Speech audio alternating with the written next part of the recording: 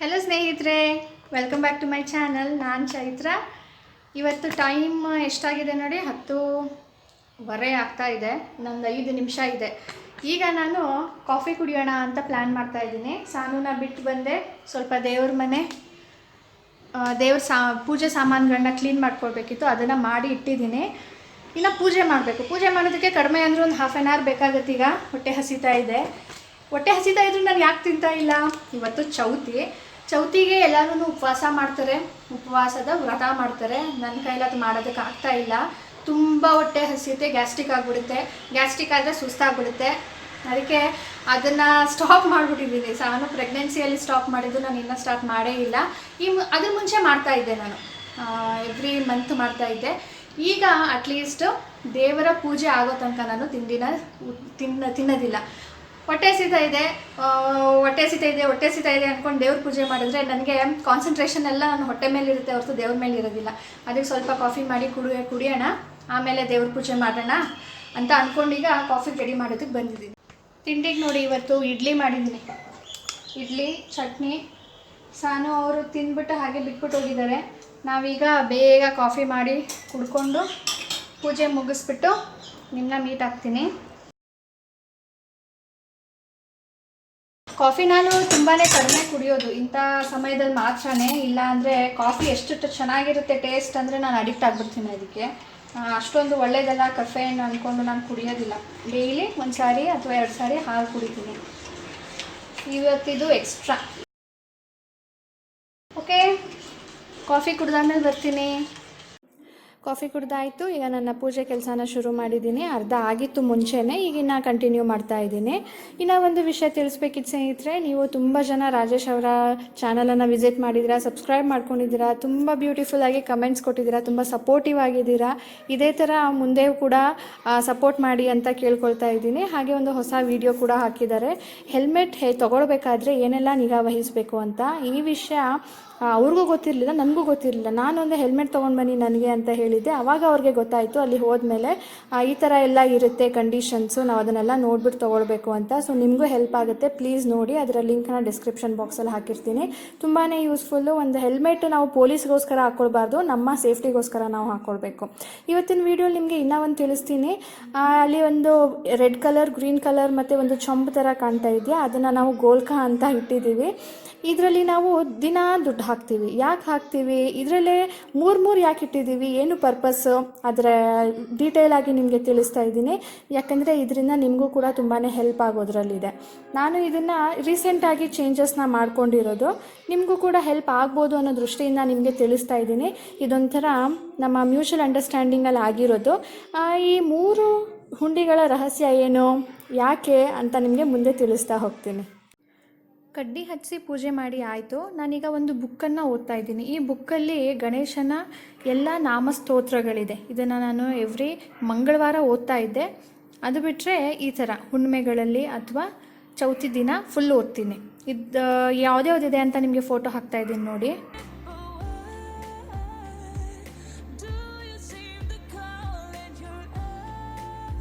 ವಿತ್ರ ವಿನಾಯಕ ನಮಃ, ಓಂ ಮೋದ ವಿನಾಯಕ ನಮಃ, ಓಂ ಪ್ರಮೋದ ವಿನಾಯಕ ನಮಃ, ಓಂ ಸುಮುಖ ವಿನಾಯಕ ನಮಃ, ಓಂ ಸ್ಕಂದ ವಿನಾಯಕ ನಮಃ, ಓಂ ದುರ್ಮುಖ ವಿನಾಯಕ ನಮಃ, ಓಂ ಗಣಪ ವಿನಾಯಕ ನಮಃ. ಪೂಜೆ ಆಯಿತು ಸ್ನೇಹಿತರೆ. ಇಲ್ಲಿ ನೋಡಿದ್ರೆ ಹನಿತಾ ಇದೆ. ಇವತ್ತು ಮೋಡ ಇದೆ, ಮೋಡ ಅಂತೂ ಇದೆ. ನಾನು ಮಳೆ ಬರಲ್ಲ ಅಂದ್ಕೊಂಡಿದ್ದೆ, ಬಂದರೆ ರಾತ್ರಿ ಬರುತ್ತೆ ಅಂತ. ಆಗಲೇ ಹನಿತಾ ಇದೆ, ನಿಂತೋಗಿದೆ.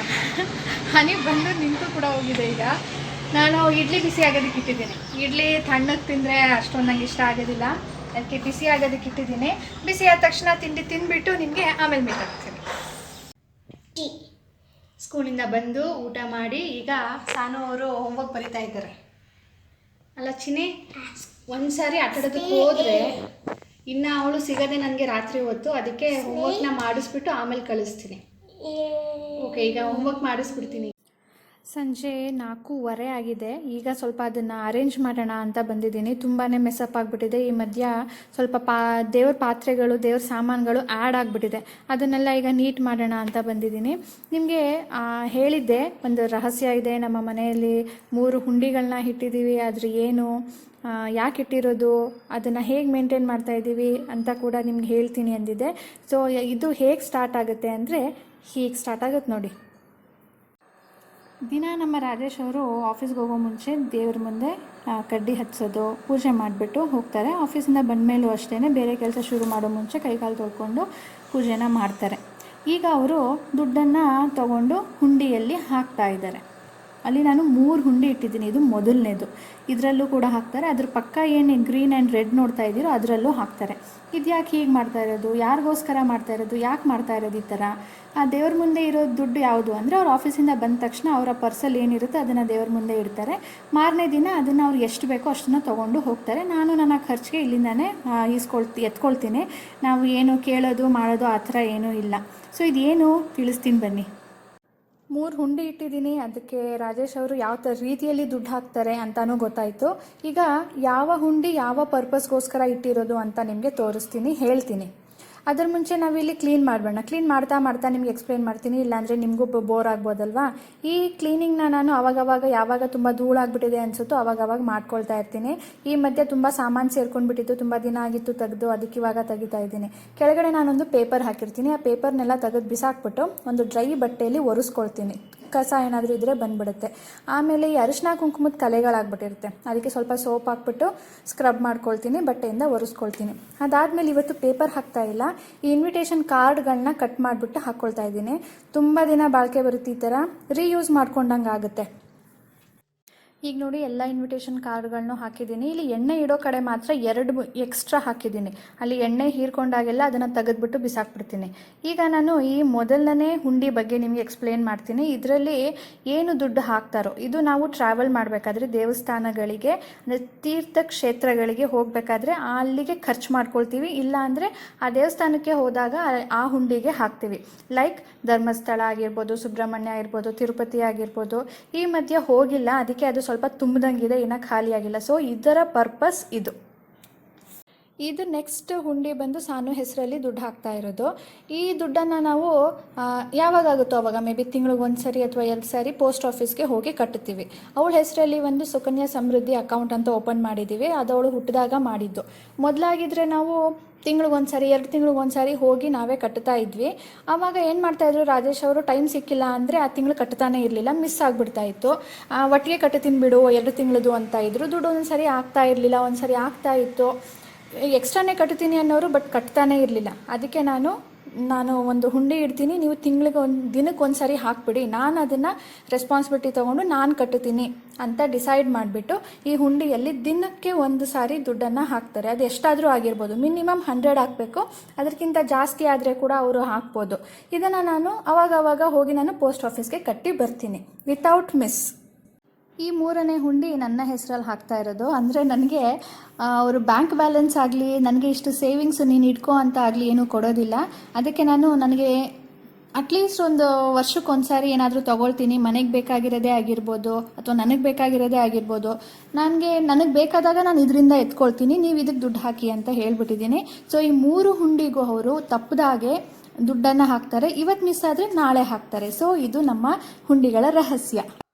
ದುಡ್ಡಿನ ವಿಷಯನ ನಾನು ನಿಮಗೆ ತೋರಿಸ್ದೆ, ಹೇಳಿದೆ. ಇದು ಸೇಫಾ ಅಂತ ನೀವು ಕೇಳ್ಬೋದು. ಅಂಥದ್ದು ಹೆದರ್ಕೊಳ್ಳೋ ಅಂಥದ್ದು ಏನಿಲ್ಲ, ನಿಮಗೊಂದು ಐಡಿಯಾ ಸಿಗಲಿ ಅಂತ ತೋರಿಸ್ದೆ ಅಷ್ಟೇ. ಇದನ್ನು ನಾವು ಅವಾಗವಾಗ ಬ್ಯಾಂಕ್ಗೆ, ಪೋಸ್ಟ್ ಆಫೀಸ್ಗೆ ಕಟ್ಬಿಡ್ತೀವಿ. ತುಂಬ ದಿನ ನಮ್ಮ ಮನೇಲಿ ಕ್ಯಾಶ್ ಇರೋದೇ ಇಲ್ಲ ಅಂತ ಹೇಳಿ ನಮ್ಮ ಮನೇಲಿ ಎಲ್ಲನೂ ಕಾರ್ಡ್ ಟ್ರಾನ್ಸಾಕ್ಷನ್ನೇ ಮಾಡೋದು. ದೇವ್ರ ಹುಂಡಿದ್ ಬಿಟ್ಟರೆ ಇನ್ಯಾವುದೂ ಇರೋದಿಲ್ಲ. ನಾನೀಗ ಏನು ಬಟ್ಟೆ ತೋರಿಸ್ತಾ ಇದ್ದೀನಿ ಅದು ಅಮೃತ್ಸರ್ ಪಂಜಾಬ್ ಗೋಲ್ಡನ್ ಟೆಂಪಲ್ದು ಒಂದು ಬಟ್ಟೆ. ಇನ್ನು ಒಂದು ಕೃಷ್ಣನ ಜನ್ಮಭೂಮಿಗೆ ಹೋದಾಗ ಅಲ್ಲಿ ಕೊಟ್ಟಿದ್ದ ಒಂದು ಬಟ್ಟೆ ಅದನ್ನು ನಾನು ನೆನಪಿಗೋಸ್ಕರ ಇಟ್ಕೊಂಡಿದ್ದೀನಿ. ಹಾಗೆಯೇ ಈಗ ನೋಡಿ, ಎಲ್ಲ ನೀಟಾಯಿತು, ಅರೇಂಜ್ ಮಾಡಿ ಆಯಿತು. ತುಂಬ ದಿನ ಇರೋದಿಲ್ಲ, ಮೆಸಪ್ ಆಗ್ತಾನೇ ಇರುತ್ತೆ. ನಾನು ಇದನ್ನು ಯಾಕೆ ಹೇಳಿದ್ದು ನಿಮಗೆ ಅಂದರೆ, ಎಲ್ಲರ ಮನೇಲೂ ಹೀಗೇನೆ, ನಾವು ಬ್ಯಾಂಕಲ್ಲಿ ಇಡ್ತೀವಿ, ಅಲ್ಲಿಡ್ತೀವಿ, ಇಲ್ಲಿ ಇಡ್ತೀವಿ ಅಂತಾರೆ, ಆದರೆ ಖರ್ಚಾಗ್ಬಿಡುತ್ತೆ. ಈ ಥರ ಒಂದು ಹುಂಡಿ ಮಾಡಿ ಇಡೋದ್ರಿಂದ ನಮಗೆ ಗೊತ್ತಿಲ್ಲದಂಗೆ ಎಂಡ್ ಆಫ್ ದ ಡೇ ಅಥವಾ ಎಂಡ್ ಆಫ್ ದ ಮಂತ್ ನಿಮಗೆ ದುಡ್ಡು ಸೇರಿದೆ ಅಂದಂಗೆ ಆಗುತ್ತೆ. ಸೊ ನೀವು ಒಂದು ಸಾರಿ ಟ್ರೈ ಮಾಡ್ಬೋದು ಈ ಥರ. ತುಂಬ ದಿನದಿಂದ ನಾನು ದೇವರ ಮನೇಲಿ ಒಂದು ದೀಪ ಇಟ್ಟಿದ್ದೀನಿ, ಅದ್ರ ಬಗ್ಗೆ ನಮಗೆ ಇನ್ಫೋ ಕೊಡಿ ಅಂತ ಕೇಳಿದರು. ಅದನ್ನು ನಿಮ್ಗೆ ಇವತ್ತು ತೋರಿಸ್ತೀನಿ. ಹೋಮ್ ಟೂರ್ ಬಗ್ಗೆ ಕೇಳಿದರೆ ಅದನ್ನು ಆಲ್ರೆಡಿ ಮಾಡಿದ್ದೀನಿ, ಲಿಂಕ್ ಹಾಕ್ತೀನಿ, ಚೆಕ್ ಮಾಡಿ. ಒಂದು ಫೋಟೋ ಇದೆ, ಅದರಲ್ಲಿ 5 ದೇವರುಗಳಿದ್ದಾರೆ. ನಮಗೆ ಯಾವ ದೇವರು ಬೇಕು ಅಂತ ನಾವು ಹೇಳಿ ಮಾಡಿಸಿರೋದು. ಇದು ನಮ್ಮ ಗೃಹ ಪ್ರವೇಶದ ಟೈಮಲ್ಲಿ ಹೊಸದು ಫೋಟೋ ತೊಗೊಳ್ಬೇಕು ಅಂತಾರಲ್ಲ ಆವಾಗ. ಅದರಲ್ಲಿ ಲೈಟಿಂಗ್ಸ್ ಕೂಡ ಇದೆ. ಇಲ್ಲಿ ನೋಡ್ಬೋದು ಏನು ದೇವ್ರ ಪಾತ್ರೆಗಳಿದೆ ಅಂತ. ಕೆಳಗಡೆ ಅದು ಬೆಳ್ಳಿ ಗಣೇಶ ನಮಗೆ ಗಿಫ್ಟ್ ಬಂದಿದ್ದು. ಆ ಕಡೆ ನಾವು ಶಿರ್ಡಿಗೆ ಹೋದಾಗ ತಂದ ಫೋಟೋ. ಈ ಕಡೆ ನಮ್ಮ ನಾದಿನಿಯವರು ಬಾಂಬೆಗೆ ಹೋದಾಗ ಅಲ್ಲಿ ಮಹಾಲಕ್ಷ್ಮಿ ಟೆಂಪಲ್ ಇದೆಯಲ್ಲ, ಅಲ್ಲಿಂದ ತಂದಿದ್ದ ಫೋಟೋ ಅದು ಗೊರವನಹಳ್ಳಿ ಮಹಾಲಕ್ಷ್ಮಿ. ಇದು ಕೊಲ್ಲಾಪುರ್ಗೆ ಹೋದಾಗ ಅಲ್ಲಿ ಪ್ರತಿ ದೇವಸ್ಥಾನದಲ್ಲೂ, ಅಂದರೆ ಲಕ್ಷ್ಮೀ ದೇವಸ್ಥಾನದಲ್ಲಿ ಪರ್ಟಿಕ್ಯುಲರ್ ಆಗಿ, ಈಗ ಶಿವನ ಮುಂದೆ ನಂದಿ ಹೇಗಿರುತ್ತೋ ಅದೇ ಥರ ಲಕ್ಷ್ಮೀ ಮುಂದೆ ಈ ಆಮೆ ಇರುತ್ತೆ. ನಾವು ಅಲ್ಲಿಂದ ತಂದು ಸುಮಾರು 7-8 ವರ್ಷನೇ ಆಗ್ತಾ ಬಂತು. ಆದರೆ ಈಗ ಅಂತೂ ಎಲ್ಲ ಕಡೆಯೂ ಸಿಗುತ್ತೆ, ಟಿ ವಿಲೂ ತೋರಿಸ್ತಾರೆ, ಇದರ ಮಹಾತ್ಮೆ ಏನು ಅಂತ ಚೆನ್ನಾಗಿ ಎಕ್ಸ್ಪ್ಲೇನ್ ಮಾಡ್ತಾರೆ. ನನಗೆ ಇದು ಇಷ್ಟೇ ಗೊತ್ತಿರೋದು, ಲಕ್ಷ್ಮೀ ಮುಂದೆ ಇರಬೇಕು. ಇದು ನಾವು ಸುಮಾರು 7-8 ವರ್ಷದ ಹಿಂದೆ ತಂದಿದ್ದು. ಆದರೆ ಈಗಂತೂ ಎಲ್ಲ ದೇವಸ್ಥಾನಗಳಲ್ಲೂ ಸಿಗುತ್ತೆ, ಕರ್ನಾಟಕದಲ್ಲೂ ಸಿಗುತ್ತೆ. ಆವಾಗ ನಾನು ಎಲ್ಲೂ ನೋಡಿರಲಿಲ್ಲ, ಇವಾಗ ಎಲ್ಲ ಕಡೆಯೂ ಸಿಗುತ್ತೆ, ಎಲ್ಲರ ಮನೇಲೂ ನೋಡ್ಬೋದು. ಈಗ ವಾಸ್ತುಶಾಸ್ತ್ರ ಯಾರ್ಯಾರು ಏನೇನು ಮಾಡಿಸ್ತಾರೆ ನೋಡಿ, ಅವ್ರಿಗೂ ಕೊಡ್ತಾರೆ ಇದನ್ನು. ಗಾಜಲ್ಲಿ ಮಾಡಿಕೊಡ್ತಾರೆ, ಇನ್ನು ಹಿತ್ತಾಳೆಯಲ್ಲಿ, ಏನೋ ಪಂಚಲೋಹದಲ್ಲಿ ಸುಮಾರು ಇದರಲ್ಲಿ ಮಾಡಿ ಈಗ ಎಲ್ಲನೂ ಯೂಸ್ ಮಾಡ್ತಾರೆ. ಇದು ಅಷ್ಟೊಂದು ಫೇಮಸ್ ಆಗಿಬಿಟ್ಟಿದೆ. ನೆಕ್ಸ್ಟು ಈ ದೀಪ, ಇದು ಒಂಥರ 24 ಅವರು ಉರಿತಾನೇ ಇರುತ್ತೆ. ಇದನ್ನು ನಮ್ಮ ಮಾವ ತಂದು ಕೊಟ್ಟಿದ್ದು. ಒಳ್ಳೆಯದು ಇದು ಮನೇಲಿದ್ದರೆ, ಅಭಿವೃದ್ಧಿ ದೀಪ ಅಂತ ತಂದುಕೊಟ್ರು. ಆಮೇಲೆ ಇದರಲ್ಲಿ ಏನು ಸ್ಪೆಷಾಲಿಟಿ ಅಂದರೆ, ಇದು ದೀಪ ಇದು ಉರಿತಾನೇ ಇರುತ್ತೆ. ಎಣ್ಣೆ ಎಷ್ಟು ಆದರೂ ಹಾಕ್ಬೋದು, ಜಾಸ್ತಿ ಹಾಕ್ಬೋದು. ಆಮೇಲೆ ಇದು ನೋಡಿ, ಈ ದೀಪದ ಮೇನ್ ಪರ್ಪಸ್ ಏನು ಅಂದರೆ, ಇದು 24 ಅವರು ಉರಿತಾ ಇರಬೇಕು ದೇವ್ರ ಮುಂದೆ, ಅದು. ನೆಕ್ಸ್ಟ್ ಇದಕ್ಕೆ ಇದು ಒಂಥರ ಸ್ಟ್ಯಾಂಡ್ ಥರ. ಆ ಸ್ಟ್ಯಾಂಡ್ ಮೇಲೆ ನೀರಿದೆ, ನೀರು ಇಡೋದಕ್ಕೆ ಕಂಟೈನರ್. ಈ ದೀಪ ಉರಿದಾಗ ಇದು ಬಿಸಿ ಆಗುತ್ತೆ. ಈ ಬಿಸಿ ಆದಾಗ ನೀರು ಎವಾಪರೇಟ್ ಆಗುತ್ತೆ. ಈ ನೀರಿಗೆ ನಾವು ನೀಲಗಿರಿ ತೈಲ ಹಾಕಿದ್ದೀವಿ, ಪಚ್ಚಕರ್ಪೂರ ಹಾಕಿದ್ದೀವಿ, ಮತ್ತು ಲವಂಗ ಹಾಕಿದ್ದೀವಿ. ಇದೆಲ್ಲನೂ ಸುಗಂಧಿತ ಭರಿತವಾದ ವಸ್ತುಗಳು. ಇದರಿಂದ ನೀರು ಎವಾಪ್ರೇಟ್ ಆಗ್ತಾ ಇದ್ದ ಹಾಗೆಯೇ ಅದು ಕೂಡ ಮನೇಲೆಲ್ಲನೂ ಸ್ಪ್ರೆಡ್ ಆಗುತ್ತೆ. ಈಗ ದೇವಸ್ಥಾನಕ್ಕೆ ಹೋದಾಗ ನಿಮಗೆ ಹೇಗೆ ಒಂಥರ ಸುವಾಸನೆ ಭರಿತ ಒಂದು ಸ್ಮೆಲ್ ಬರುತ್ತೋ ಆ ರೀತಿಯಲ್ಲಿ ಅನಿಸುತ್ತೆ. ಇದು ಉರಿಸ್ತಾ ಇರಬೇಕಾದ್ರೆ ಒಂಥರ ನೆಗೆಟಿವಿಟಿಯಿಂದ ದೂರ ಇಡ್ಬೋದು ಮನೆಯಲ್ಲಿ ಪಾಸಿಟಿವಿಟಿ ಜಾಸ್ತಿ ಆಗುತ್ತೆ. ಒಂಥರ ಕೆಟ್ಟ ವಾಸನೆ ಏನೂ ಬರೋದಿಲ್ಲ. ಇದರಿಂದ ಮನೆ ಫುಲ್ ಯಾವಾಗಲೂ ಘಮ ಘಮ ಅಂತ ಇರುತ್ತೆ ಅನ್ನೋ ದೃಷ್ಟಿಯಿಂದ. ಬೆಂಗಳೂರಿಗೆ ಬಂದಾಗ ನಮ್ಮ ಮಾವ ಇಲ್ಲೇ ಎಲ್ಲೋ ಅಂಗಡಿಯಲ್ಲಿ ನೋಡಿದೆ ಅಂದ್ಬಿಟ್ಟು ತಂದು ಕೊಟ್ಟಿರೋದು. ಅವ್ರು ಹುಡುಕಿ ತಂದು ಕೊಟ್ಟಿದ್ದಾರೆ. ಇಷ್ಟೇ ಸ್ನೇಹಿತರೆ, ಇನ್ನು ಜಾಸ್ತಿ ನಾನೇನೂ ಇಟ್ಕೊಂಡಿಲ್ಲ. ಈ ಕಡೆ ಅರ್ಶಿನ ಕುಂಕುಮ ಅಕ್ಷತೆಯನ್ನು ಇಟ್ಟಿದ್ದೀನಿ. ಇದು ಬಿಟ್ಟರೆ ಜಾಸ್ತಿ ಇನ್ನೇನೂ ಇಲ್ಲ. ಈಗ ಕೆಳಗಡೆ ತೋರಿಸ್ತೀನಿ. ಈಗ ಇದು ಕೆಳಗಡೆ ಈ ಬಾಕ್ಸ್ ಏನಿದೆ ಅದರ ಕೆಳಗಡೆ ಭಾಗ. ಇದನ್ನು ನಾವು ಮಾಡಿಸ್ಬೇಕಾದ್ರೇ, ಈ ದೇವ್ರ ಮನೇನ ಮಾಡಿಸ್ಬೇಕಾದ್ರೇ ಈ ಪೀಠನೂ ಕೂಡ ಮಾಡಿಸಿದ್ವಿ. ಅದರಲ್ಲಿ ಲೈಟ್ಸು ಪೆಬಲ್ಸ್ ಆವಾಗಲಿಂದನೂ ಇದೆ. ಬುದ್ಧ ನಾವು ಈ ಮನೆಗೆ ಬರೋ ಮುಂಚೆನೇ ಪ್ಲ್ಯಾನ್ ಮಾಡಿದ್ವಿ ತೊಗೊಳ್ಬೇಕು ಅಂತ. ಆಗ ತೊಗೊಳೋದಕ್ಕಾಗಿರಲಿಲ್ಲ, ನಮ್ಮ ಮನೆಗೆ ಅದು ಖುಷಿ ಆಗ್ತಾ ಇರಲಿಲ್ಲ. ಈಗ ರೀಸೆಂಟಾಗಿ ಮೈಸೂರಿಗೆ ಹೋದಾಗ ಮೈಸೂರು ಮನ್ನಾಸ್ ಮಾರ್ಕೆಟಲ್ಲಿ ಇದನ್ನು ತೊಗೊಂಡ್ವಿ. ಒಂಥರ ಪಿಲ್ಲರ್ ಥರ ಸ್ಟೀಲ್ದಿದೆ. ನೀವು ಕೇಳ್ಬೋದು ಯಾಕೆ ದೇವ್ರ ಮನೇನ ಕಟ್ಸಿಲ್ಲ ಅಂತ. ದೇವ್ರ ಮನೆ ಕಟ್ಸೋದ್ರಿಂದ ತುಂಬ ಜಾಗ ಹಿಡಿಸುತ್ತೆ. ಈಗ ನಾವು ಇಷ್ಟು ಚಿಕ್ಕದಾಗಿ ತುಂಬಾ ಸುಂದರವಾಗಿ ಒಂಥರ ಮಾಡ್ರನ್ ವೇಯಲ್ಲಿ ಮಾಡ್ಕೊಂಡಿದ್ದೀವಿ. ಎಲ್ಲ ಕಡೆಯೂ ಗ್ಲಾಸ್ ಹಾಕಿದ್ದೀವಿ. ನಮಗೆ ಲೈಟ್ ಹಾಕಲೇಬೇಕು ಅನ್ನೋ ನೆಸಸರಿ ಇರೋದಿಲ್ಲ ಬೆಳಿಗ್ಗೆ ಹೊತ್ತು. ಈಗ ದೇವ್ರ ಮನೆಯಲ್ಲಿ ಕಿಟಕಿ ಏನೂ ಇಡೋದಿಲ್ಲ ಯಾರೂ, ಆವಾಗ ಅಲ್ಲಿ ಬೆಳಕು ಹೋಗೋದಿಲ್ಲ. ಆದರೆ ನಮ್ಮಲ್ಲಿ ನಾವು ಬೆಳಗ್ಗೆ ಹೊತ್ತು ಲೈಟ್ ಹಾಕಲಿಲ್ಲ ಅಂದ್ರೂ ನಡೆಯುತ್ತೆ. ಈ ಕಿಟಕಿಯಿಂದ ಯಾವಾಗಲೂ ಬೆಳಕಿರುತ್ತೆ. ಸಂಜೆ ಹೊತ್ತು ಮಾತ್ರನೇ ನಾವು ಲೈಟ್ ಹಾಕೋದು. ನಾವು ಗ್ಲಾಸಲ್ಲಿ ಮಾಡಿಸಿರೋ ಮೇನ್ ರೀಸನ್ನು ಯಾವಾಗಲೂ ಬೆಳಕಿರುತ್ತೆ ಆ್ಯಂಡ್ ಜಾಗ ಕೂಡ ಕಡಿಮೆ ಇಡಿಸುತ್ತೆ. ಸ್ವಲ್ಪ ಮಾಡ್ರನ್ ವೇಯಲ್ಲಿ ಮಾಡಿಸೋದಕ್ಕೆ ಟ್ರೈ ಮಾಡಿದ್ದೀವಿ. ಸೊ ಇಷ್ಟೇ ಸ್ನೇಹಿತರೆ ನನ್ನ ಈ ದೇವರ ಮನೆ ಟೂರ್. ಸೊ ಫ್ರೆಂಡ್ಸ್, ಟೈಮ್ ಈಗ 8:30 ಆಗಿದೆ. ಸಾನು ಅವರು ಊಟ ಮಾಡ್ತಾ ಇದ್ದಾರೆ. ನಮ್ಮದು ಊಟ ಮಾಡೋ ಟೈಮ್. ಈಗ ಚಪಾತಿ ಮಾಡಿದ್ದೀನಿ. ಈಗ ಈ ವಿಡಿಯೋನ ಎಂಡ್ ಮಾಡೋಣ ಅಂತ ಇವಾಗ ಬಂದಿದ್ದೀನಿ. ಈ ವಿಡಿಯೋ ನಿಮ್ಗೆ ಇಷ್ಟ ಆಗಿದ್ದರೆ ಪ್ಲೀಸ್ ಲೈಕ್ ಮಾಡಿ, ಶೇರ್ ಮಾಡಿ ಸ್ನೇಹಿತರೆ. ಹಾಗೆ ಹೊಸಬ್ರು ನೋಡ್ತಾ ಇದ್ದರೆ ಪ್ಲೀಸ್ ಸಬ್ಸ್ಕ್ರೈಬ್ ಮಾಡ್ಕೊಳ್ಳಿ, ಬೆಲ್ ಬಟನ್ನ ಕ್ಲಿಕ್ ಮಾಡಿ. ಇದರಿಂದ ನಾನು ವೀಡಿಯೋಗಳನ್ನ ಹಾಕಿದ ತಕ್ಷಣ ನಿಮಗೆ ನೋಟಿಫಿಕೇಷನ್ ಬರುತ್ತೆ, ಎಲ್ಲ ವೀಡಿಯೋನು ಮಿಸ್ ಮಾಡದೆ ನೋಡ್ಬೋದು. ಪ್ಲೀಸ್ ಸಬ್ಸ್ಕ್ರೈಬ್ ಮಾಡ್ಕೊಳ್ಳಿ, ಬೆಲ್ ಬಟನ್ನ ಕ್ಲಿಕ್ ಮಾಡಿ. ಬಾಯ್ ಸ್ನೇಹಿತರೆ, ಸಿಗೋಣ ಮುಂದಿನ ವೀಡಿಯೋಲಿ. Good night, take care. ಸಾನು ಸೇ ಗುಡ್ ನೈಟ್.